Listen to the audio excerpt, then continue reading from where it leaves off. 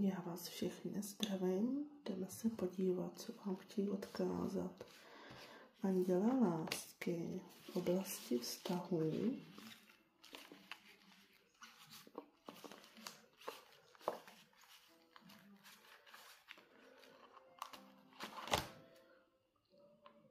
Odpoutejte se od svých bývalých partnerů. Přišel čas, abyste pročistili svoji energii.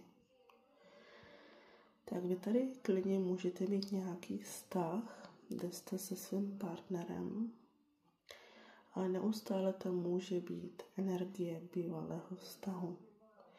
Ať už je to ohledně vás, že vy se potřebujete odpoutat, nebo váš partner.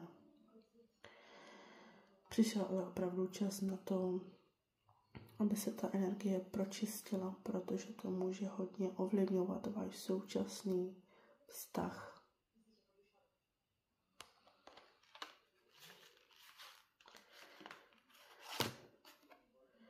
Peníze a kariéra. Finanční otázky jsou v tuto chvíli jedním z důležitých faktorů ve vašem milostném životě. Tady to může právě mluvit o tom, že váš vztah může hodně ovlivňovat i ta kariéra a peníze. Můžete tam mít s partnerem problémy, nepříjemnosti, že tam neustále můžete řešit peníze a kariéru. Podíváme se, jak se tato situace vyřeší.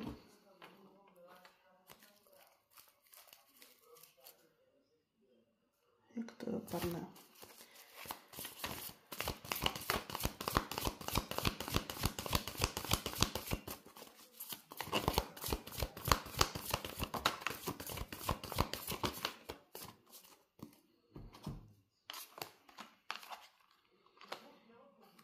Ta finanční stránka se opravdu může hodně odrazovat ve vašem současném vztahu, nedělá to vůbec dobroty.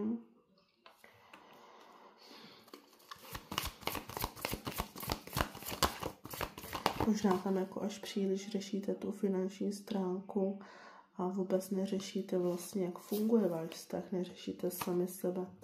Je potřeba tady od toho odstoupit. Jo, opravdu tady je ta situace, kde my se k tomu velmi